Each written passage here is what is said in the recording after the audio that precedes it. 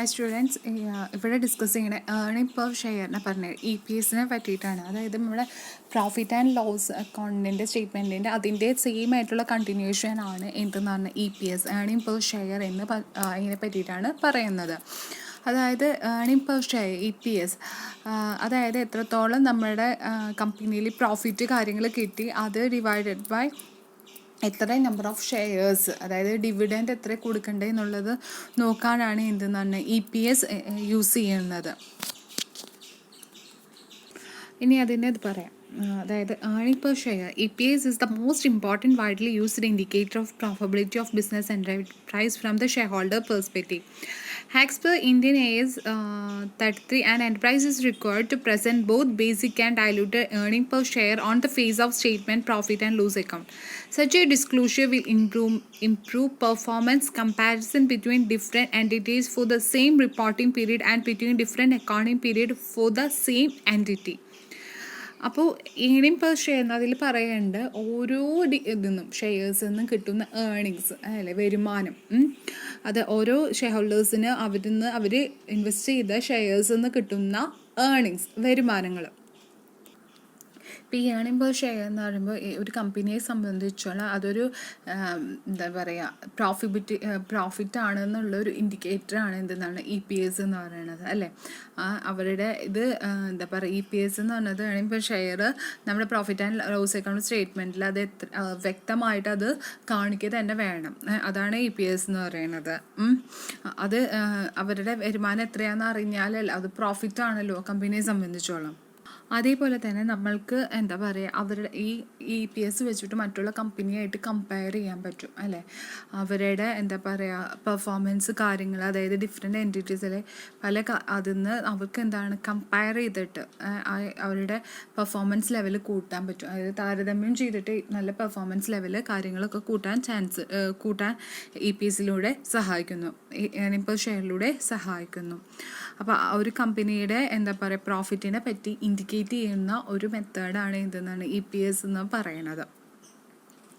ഇനി EPS EPS calculated by dividing the profit attribute to ordinary equity share by the number of equity share outstanding. Basic EPS may be calculated below. Basic EPS എന്ന് പറയുന്നത് profit or loss for the period attributed to the equity shareholders by the weighted average number of equity shares outstanding during the period. ഒരേ കമ്പനിയെ സംബന്ധിച്ചുള്ള അവിടുത്തെ profit, ആ equity അതിനുള്ള profit ആ പീരീഡിൽ കിട്ടുക, അത് ബൈ എത്ര, ഇപ്പോൾ ആ കമ്പനിയിൽ ഇത്ര പീരീഡിൽ ഇത്ര ആൾക്കാരുണ്ടെന്ന്, ഇപ്പോൾ ആ ഷെയർ ഹോൾഡേഴ്സ് ഈ കൊല്ലമുള്ള ആൾക്കാരുടെ അത് വെച്ച് ഡിവൈഡ് ചെയ്യുകയാണ് ചെയ്യേണ്ടത്. ഇപ്പോൾ എത്ര പേരുണ്ട് എന്ന്, അപ്പോൾ നിലനിൽക്കുന്ന ആൾക്കാർ എത്ര പേരുണ്ട് അത് വെച്ചിട്ട് ഡിവൈഡ് ചെയ്താലാണ് നമ്മുടെ ബേസിക് EPSൻ്റെ ഫോർമുല എന്ന് പറയുന്നത്. അടുത്തത് ഡയലൂട്ടഡ് EPS എന്ന് പറയുന്നത് ഇൻ അഡീഷൻ പേക്ക് EPS company has also required to report diluted EPS as an enterprise might have issued financial instrument that get converted into equity shares in future. That means ഇപ്പോൾ ഒരു കമ്പനിയെ സംബന്ധിച്ചോളം ഇപ്പോഴത്തെ exist ചെയ്തിരുന്ന share ഹോൾഡേഴ്സിന് പകരം ഭാവിയിൽ കുറച്ച് ഷെയർ ഹോൾഡേഴ്സ് വരാൻ ചാൻസ് ഉണ്ട്. ദാറ്റ് മീൻസ് എന്താ പറയുക EOSP, that means employee stock option plan എന്ന് പറഞ്ഞിട്ട് ESOP ഉണ്ട്. ആ എൻ്റർപ്രൈസിന് എന്താ ഉണ്ടാവുന്നത്, ഇപ്പോൾ അവർക്ക് ഈ നിലനിൽക്കുന്ന അവരിൽ ഭാവിയിൽ അവർക്ക് അതോടത്തെ എംപ്ലോയീസിന് ഒരു അഡീഷണലായിട്ട് ബോണസ് കൊടുക്കുന്നതാണല്ലോ നമ്മുടെ എംപ്ലോയി. അപ്പോൾ അവർക്ക് ആ പ്ലാനിൽ ഉണ്ടാകുമ്പോൾ അഡീഷണലായിട്ട് ഫ്യൂച്ചറിൽ എന്താണ് ഇക്വിറ്റി ഷെയർ ഹോൾഡേഴ്സ് ആൾക്കാർ എണ്ണം കൂടും. ആ എണ്ണം കൂടുമ്പോൾ എന്താണ് അവർക്കും വേണം, ഈ ഡിവിഡൻഡ് ഭാവിയിൽ അവർക്കും അത് ഭാവിയിൽ അവർക്കും ചെയ്യണം, അത് നമുക്ക് ഫ്യൂച്ചറിലും ആ ഇക്വിറ്റി ഷെയർസ് കൺവേർട്ട് ചെയ്യേണ്ട. സോ അത് കാൽക്കുലേറ്റ് ചെയ്യണം. Convertible preference shares, converted debentures, options, value etcetera. In capital structure diluted EPS show must be dilution would take place. EPS in all the converted instruments are immediately converted into equity shares. ഈ convert ചെയ്യുക, അതായത് ഒരു period കഴിഞ്ഞ് കഴിഞ്ഞാൽ നമ്മുടെ preference shares അല്ലെങ്കിൽ debentures convert ഇതൊക്കെ ആകുമ്പോൾ വാറൻറ്റി അതൊക്കെ എന്തായിട്ട് മാറും, ഇക്വിറ്റി ഷെയർസായിട്ട്. അപ്പോൾ ഇക്വിറ്റി ഷെയർസ് കൂടുകയാണ് ചെയ്യണം. അപ്പോൾ സ്വാഭാവികമായിട്ട് EPS കൊടുക്കുന്ന സമയത്ത് അത് എന്താവും, ഡയലൂട്ടായിട്ട് പോകും. ദാറ്റ് മീൻസ് അത് കുറഞ്ഞ് കഴിഞ്ഞിട്ട് വന്നുകൊണ്ടിരിക്കും ഈ ഷെയർസ് എന്ന് പറഞ്ഞത്. അപ്പോൾ ഇങ്ങനെ ആകുമ്പോൾ ഓൾറെഡി എന്താ അവിടുത്തെ ഇക്വിറ്റി ഷെയർ ഹോൾഡേഴ്സിന് മനസ്സിലാവും ഭാവിയിൽ ഇത്ര കുറച്ചിട്ട് തന്നെയാണ് അവർക്ക് കിട്ടുക എന്നുള്ളത്. ഇതിനെ ബേസ് ചെയ്തിട്ടാണ് ഡയലൂട്ടഡ് കാൽക്കുലേറ്റ് ചെയ്യുക. അപ്പോൾ ഡയലൂട്ടഡ് EPS എന്ന് പറഞ്ഞത് നമ്മുടെ ഭാവിയിൽ എന്താണ് ഉണ്ടാവുന്നത്, കൺവേർട്ട് ചെയ്യും. ഇത് ഇക്വിറ്റി ഷെയർസായിട്ട് ഫ്യൂച്ചറിൽ കൺവേർട്ട് ചെയ്യും. ഇപ്പോൾ നമ്മൾ ഈ ഫ്യൂച്ചറിൽ ഇങ്ങനെ കൺവേർട്ട് ചെയ്യുന്ന സമയത്ത് പ്രിഫറൻസ് ഷെയർസ് ആവാം, ഡിബെഞ്ചേഴ്സ് അങ്ങനെ കൺവേർട്ട് ചെയ്യണത് അനുസരിച്ചിട്ട് എന്തുണ്ടാവാം, അവരുടെ ഷെയർസ് ഇക്വിറ്റി ഷെയർസായി മാറും. അപ്പോൾ അതിൻ്റെ EPS എന്ന് പറഞ്ഞാൽ വളരെയധികം ഡൈലൂട്ടഡ് ആവും, കുറഞ്ഞാണ് വരിക. അങ്ങനെ കുറഞ്ഞു വരുന്ന കാര്യങ്ങൾ അല്ലെങ്കിൽ ഫ്യൂച്ചറിൽ അത് ഉണ്ടാവും എന്ന് ഇപ്പോഴത്തെ എസിസ്റ്റ് ചെയ്യുന്ന ഇക്വിറ്റി ഷെയർ ഹോൾഡേഴ്സിന് അറിയാം. അതിനെ ബേസ് ചെയ്തിട്ടാണ് അവർ EPS കാൽക്കുലേറ്റ് ചെയ്യുള്ളൂ എന്നുള്ള. അപ്പോൾ ഡയലൂട്ടഡ് EPS കാൽക്കുലേറ്റ് ചെയ്യണത് diluted EPS equal to net profit or loss for the period attributed to equity share holders divided by weighted average number of equity share outstanding during that period. അപ്പോൾ അതിൽ നിന്ന് നമുക്ക് മനസ്സിലാക്കാൻ പറ്റും എന്തെന്ന് പറഞ്ഞാൽ net profit period അത്ര കിട്ടിയത് by weighted average number of equity shares, exist ചെയ്യുന്ന ഇക്വിറ്റി ഷെയർസും അതിൻ്റെ ഒപ്പം തന്നെ നമ്മൾ കൺവേർട്ട് ചെയ്ത ഡിബെഞ്ചേഴ്സും പ്രിഫറൻസ് അതേപോലെ എംപ്ലോയി സ്റ്റോക്ക് എക്സ്ചേഞ്ച് ഓപ്ഷൻസ് എല്ലാം കൂടി ഇതാണ് എന്തെന്നാണ് weighted average number of equity share holders എന്ന് പറയണത്. Next means dividend. ഡിവിഡൻഡ് എന്ന് പറഞ്ഞാൽ എന്താണെന്ന് പറഞ്ഞാൽ the divisible profit of a company is distributed among the share holders of a company on the basis of number of share held. This is called dividend. ഒരു കമ്പനിയെ സംബന്ധിച്ചോളം share holders അവർ shares contribute ചെയ്യും, അവർക്കത് എന്താ തിരിച്ച് കൊടുക്കും വേണം. ഒരു കമ്പനി എന്താണ് പ്രോഫിറ്റ് കിട്ടുകയാണ്, ആ കമ്പനിക്ക് പ്രോഫിറ്റ് കിട്ടുകയാണെങ്കിൽ എല്ലാം ഷെയർ ഹോൾഡേഴ്സിന് വീതിച്ച് കൊടുക്കില്ല. അതിൽ കമ്പനിയുടെ ആവശ്യങ്ങൾ അതിൻ്റെ ലൈബിലിറ്റീസൊക്കെ തീർത്തതിന് ശേഷം ബാക്കിയുള്ള എന്താ പറയുക എമൗണ്ടാണ് എന്ത് ഷെയർ ഹോൾഡേഴ്സിന് വീതിച്ചു. അതാണ് എന്ത് ഡിവിസിബിൾ പ്രോഫിറ്റ് എന്ന് പറഞ്ഞാൽ. അപ്പോൾ ഇങ്ങനെ വീതിച്ചു കൊടുക്കുന്നതിനാണ് ഡിവിഡൻഡ് എന്ന് പറയുന്നത്. Thus dividend simply means the amount of divisible amount the share holders. ആ കമ്പനിയിൽ ബാക്കി വരുന്ന പ്രോഫിറ്റ് ഷെയർ ഹോൾഡേഴ്സിന് വീതിച്ചു കൊടുക്കുന്നതിനെ പറയുന്നതാണ് എന്ത് dividend. The board of director with recommend the amount of profit is distributed as a dividend. ഒരു കമ്പനിയെ സംബന്ധിച്ചോളം ദ ഹെഡ് അതായത് ബോർഡ് ഓഫ് ഡയറക്ടേഴ്സാണ് തീരുമാനിക്കുക എത്ര ഡിവിഡൻഡാണ് ഒരു വ്യക്തിക്ക് കൊടുക്കേണ്ടത് എന്നുള്ള കാര്യങ്ങൾ തീരുമാനിക്കുന്നത് ആരാണ്, ആ കമ്പനിയുടെ ബോർഡ് ഓഫ് ഡയറക്ടേഴ്സാണ്.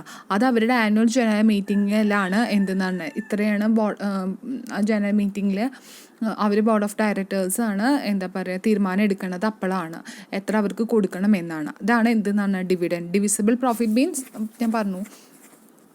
അപ്പോൾ അതാണ് എന്തെന്നാണ് ഡിവിഡൻഡ് എന്ന് പറയുന്നത്. Sources of dividends. പല സോഴ്സസ് ഓഫ് ഡിവിഡൻസ് എന്ന് പറഞ്ഞാൽ current year profit after providing depreciation. അതായത് കറണ്ട് ഇയറത്തെ അതായത് ഇപ്പോഴത്തെ പ്രസൻറ്റ് ഇയറത്തെ എന്താ പറയുക ഡിപ്രീസിയേഷൻ കഴിഞ്ഞിട്ട് ഡിപ്രീസിയേഷൻ എല്ലാം കഴിഞ്ഞിട്ട് ബാക്കി കിട്ടുന്ന എമൗണ്ട് ബാക്കി കിട്ടുന്നത് നമുക്ക് പ്രോഫിറ്റായിട്ട് അത് ഡിവിഡൻഡായിട്ട് ഷെയർ ഹോൾഡേഴ്സിന് ഡിസ്ട്രിബ്യൂട്ട് ചെയ്യാം. അതേപോലെ previous year profit after providing depreciation. അതായത് കഴിഞ്ഞ വർഷത്തെ പോലത്തെ ഡിപ്രീസിയേഷൻ അതായത് ഇത് ഡിപ്രീസിയേഷൻ കുറച്ചിട്ട് എന്ത് ചെയ്യാം ഷെയർ ഹോൾഡേഴ്സിന് ഇതുപോലെ പ്രോഫിറ്റ് എന്താണ് ഡിവൈഡ് ചെയ്ത് കൊടുക്കാം. Book current year profit and previous year profit. രണ്ട് ഇപ്പോഴത്തെ വർഷത്തെയും അതേപോലെ കഴിഞ്ഞ വർഷത്തെയും പ്രോഫിറ്റ് ഉള്ളത് അവർക്ക് വീതിച്ചു കൊടുക്കാം. ഒന്നുകിൽ ഡിപ്രീസിയേഷൻ കഴിഞ്ഞിട്ട് ബാക്കിയുള്ളത് കറണ്ട് ഇയറിലത്തെ അത് ബാക്കിയുള്ളത് കൊടുക്കാം. അതല്ലെങ്കിൽ പ്രീവിയസ് ഇയറിലത്തെ ഡിപ്രീസിയേഷൻ എല്ലാം മാറ്റി വെച്ചിട്ട് അവിടുന്ന് കിട്ടുന്ന പ്രോഫിറ്റ് അത് ഷെയർ ഹോൾഡേഴ്സിന് ഡിവൈഡ് ചെയ്ത് കൊടുക്കാം. ബോത്ത് രണ്ട് രീതിയിലും കറണ്ട് ഇയറിലും അതേപോലെ തന്നെ പ്രീവിയസ് ഇയറിലത്തെയും കാര്യങ്ങൾ ചെയ്തെടുക്കാം. Money provide by central government or state government for the payment of dividend in pursuance of guarantee given by the government. അതുപോലെ സെൻട്രൽ ഗവൺമെൻറ്റോ അല്ലെങ്കിൽ സ്റ്റേറ്റ് ഗവൺമെൻറ്റോ എന്തെങ്കിലും എമൗണ്ട് കിട്ടുകയാണെങ്കിൽ അത് പ്രോഫിറ്റായിട്ട് അത് ഷെയർ ഹോൾഡേഴ്സിന് ഡിവിഡൻഡായിട്ട് കൊടുക്കാം. ഇതൊക്കെയാണ് എന്തെന്നാണ് സോഴ്സസ് ഓഫ് ഡിവിഡൻഡ് എന്ന് പറയുന്നത്. Terms relating to dividend. ഇത് കുറച്ച് ടേംസ് റിലേറ്റിംഗ് ചെയ്തിട്ടുണ്ട് ഡിവിഡൻഡായിട്ട്. അതായത് പ്രൊപ്പോസ്ഡ് ഡിവിഡൻഡ് എന്ന് പറയും. പ്രൊപ്പോസ്ഡ് ഡിവിഡൻഡ് എന്ന് പറഞ്ഞാൽ ഇത്ര ഡിവിഡൻഡ് ബുക്സ് ഓഫ് അക്കൗണ്ടിൽ കൊടുക്കാം. അതായത് relating to dividend following terms are used in relation to the dividend. Proposed dividend അതായത് പ്രൊപ്പോസ്ഡ് ഡിവിഡൻഡ് എന്ന് പറഞ്ഞാൽ അതായത് നമ്മുടെ ഷെയർ ഹോൾഡേഴ്സില്ലേ അതിവർക്ക് എന്താ പറയുക ബോർഡ് ഓഫ് ഡയറക്ടേഴ്സ് വിചാരിക്കും ഇവിടെ ബുക്സൊക്കെ ക്ലോസ് ചെയ്യുന്ന സമയത്ത് ഇത്ര എമൗണ്ടാണ് ഡിവിഡൻഡ് കൊടുക്കുക എന്ന് ബോർഡ് ഓഫ് ഡയറക്ടേഴ്സ് തീരുമാനിക്കുകയാണ് ചെയ്യുന്നത്. കൊടുക്കുന്നത് എന്ത് വേണം ഇതൊക്കെ അപ്രൂവ് ചെയ്യുക ആനുവൽ ജനറൽ മീറ്റിങ്ങിലായിരിക്കും ഈ കാര്യം അപ്രൂവ് ചെയ്യുക. പക്ഷേ എന്താണെന്ന് വെച്ചാൽ ഇത് പ്രൊപ്പോസ്ഡ് ഡിവിഡൻഡ് ആണ്. മീൻസ് അവിടെ എന്തെന്ന് പറയുന്നത്, അവിടെ അവർ തീരുമാനിക്കുകയാണ്, അതായത് recommend board of directors after close of books of account. Proposed dividend എന്ന് പറഞ്ഞത് ഈ ബോർഡ് ഓഫ് ഡയറക്ടേഴ്സ് അവർ തീരുമാനിക്കുകയാണ് ഇത്ര ആ വർഷത്ത് ഇത്ര രൂപയാണ് എമൗണ്ട് ഡിവിഡൻ്റ് ആയിട്ട് അല്ലെങ്കിൽ പ്രോഫിറ്റ് ആയിട്ട് കൊടുക്കാൻ പറ്റുള്ളൂ, അല്ലെങ്കിൽ ഡിവിഡൻഡ് ഷെയർ ഹോൾഡേഴ്സിന് ഡിവിഡൻ്റ് ആയിട്ട് കൊടുക്കാൻ പറ്റുള്ളൂ എന്ന് അവർ തീരുമാനം എടുക്കുകയാണ്. പക്ഷേ അത് നടപ്പിലാക്കുക when approved by the share holder in annual general meeting it become final dividend or declare dividend. അപ്പോഴാണ് ശരിക്കും അവർക്ക് കൊടുക്കുക, അതായത് ഡിക്ലെയർ ചെയ്യുക, അല്ലെങ്കിൽ അവർ ഫുള്ളായിട്ട് തീരുമാനം കാര്യങ്ങൾ ഡിക്ലെയർ ചെയ്യുക, ലാസ്റ്റ് ഫൈനലായിട്ടാണ് അവർ ചെയ്യുക. ഇനി അതിൻ്റെ ജേർണൽ എൻട്രി എന്ന് പറഞ്ഞാൽ when dividend is propose the following journal entry is passed. Statement of profit and loss account at to proposed dividend account. അതായത് ഇതിൻ്റെ ജേർണൽ എൻട്രി എന്ന് പറഞ്ഞത് statement of profit and loss account at to proposed dividend account ആണ്. ഇതിൽ proposed dividend എന്നാണ് debit side, credit side. അത് എന്താ പറയുക, കമ്പനിയെ സംബന്ധിച്ചോളം എന്താണ്, അതൊരു എക്സ്പെൻസസ് ആണ്. സോ അത് ക്രെഡിറ്റ് ആണ് ചെയ്യണത്. അതേപോലെ തന്നെ പ്രപ്പോസ്ഡ് ഡിവിഡൻഡ് ഡിസ്ക്ലോസ് ചെയ്യണത് നമ്മുടെ പ്രൊവിഷൻ എന്ന് പറഞ്ഞിട്ട് ബാലൻസ് ഷീറ്റിൽ പ്രൊവിഷൻ എന്ന് പറഞ്ഞിട്ട് കറൻറ്റ് ലയബിലിറ്റീസ് അണ്ടറിലാണ് എന്തെന്ന് പറഞ്ഞത് ഈ പ്രപ്പോസ്ഡ് ഡിവിഡൻഡ് വരിക. അതും കൂടി ഒന്ന് നോട്ട് ചെയ്ത് വെക്കണേ ബാലൻസ് ഷീറ്റിൽ. ദെൻ അടുത്തതാണ് എന്തെന്നാണ് ഇൻറ്ററീം ഡിവിഡൻഡ്. ഇതിൽ ഇൻറ്ററീം എന്ന് പറഞ്ഞിട്ട് ഡ്യൂറിങ് അല്ലെങ്കിൽ ബിറ്റ്വീൻ എന്നൊക്കെ പറയണത്. അതായത് ഇപ്പോൾ നമ്മൾ ഈ ജനറൽ മീറ്റിങ്ങിൻ്റെ സമയത്ത് നമ്മൾ ആനുവൽ ജനറൽ മീറ്റിങ്ങിലാണല്ലോ സാധാരണ ഡിവിഡൻഡൊക്കെ ഡിക്ലെയർ ചെയ്യുക. പക്ഷേ ഇതെന്ന് പറയുന്നത് നമ്മൾ ആ ടൈമിൽ, അതായത് ഈ ആനുവൽ ജനറൽ മീറ്റിംഗ് വെക്കണേക്കാളും അതിൻ്റെ ഇടയിൽ ഡിവിഡൻഡ് കൊടുക്കുക എന്ന് ബോർഡ് ഓഫ് ഡയറക്ടേഴ്സ് തീരുമാനിക്കുന്നതിന് പറയുന്നതാണ് ഇൻറ്ററീം ഡിവിഡൻഡ് എന്ന് പറയുന്നത്. അത് during or in between or professional Indian dividend refers dividend paid by before the preparation of final accounts declare between two annual paid middle of the year before the ascertain of profit of the year. അതായത് general meeting ഒന്നും വെക്കണേക്കാളും അതിൻ്റെ middle, അതായത് between, അതിൻ്റെ ഇടയിൽ എന്താ പറയുക, ഇടയിൽ നമ്മുടെ ബോർഡ് ഓഫ് ഡയറക്ടേഴ്സ് വിചാരിക്കുകയാണ് ഡിവിഡൻഡ് കൊടുക്കാം എന്ന് വിചാരിക്കുന്നതിനെ പറയണതാണ് ഇൻറ്ററീം ഡിവിഡൻഡ് എന്നാണ്. When interim dividend is paid following journal required. Interim dividend account at to bank account ആണ് അതിൻ്റെ എന്താണ് ജേർണൽ എൻട്രി എന്ന് പറഞ്ഞത്. Indeed appear in the trial balance as debit balance. Indeed shown the notes of accounts under subhead surplus in states of profit and loss account. അതായത് profit and loss അക്കൗണ്ടിൽ എന്താണ് surplus and statement of എന്നാണ് അത്. അതിൻ്റെ ഇടയിൽ balance ഷീറ്റിൽ reserves and സർപ്ലസിലാണ് എന്തെന്ന് പറഞ്ഞാൽ ഇൻറ്ററീം ഡിവിഡൻഡ് വരാറ്. അപ്പോൾ ഇതാണ് ഇത്രയേറെ നോക്കേണ്ടത്. നെക്സ്റ്റ് വൺ ആണ്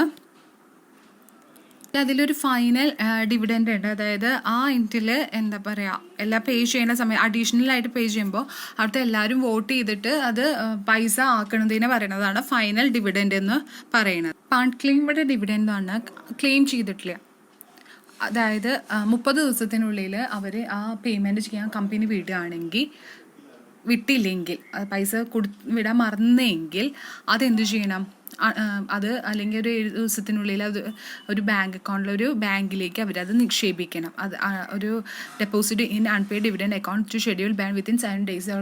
ഒരു 7 ദിവസത്തിനുള്ളിൽ അല്ലെങ്കിൽ ഒരു 30 ദിവസത്തിനുള്ളിൽ ആ പൈസ ഒരു ബാങ്കിലേക്ക് നിക്ഷേപിക്കുകയാണ് വേണ്ട. അതിൻ്റെ ജേർണലിറ്റി പേ ചെയ്യുകയാണെങ്കിൽ, ഡിവിഡൻഡ് പേ ചെയ്യുകയാണെങ്കിൽ dividend account at to bank account. ഇനി ഈ ഡിവിഡൻഡ് ഒന്നും പേ ചെയ്തിട്ടില്ലെങ്കിൽ dividend account at to unpaid dividend account. അപ്പോൾ ഇത്രയേ ഉള്ളൂ. അപ്പോൾ താങ്ക് യു.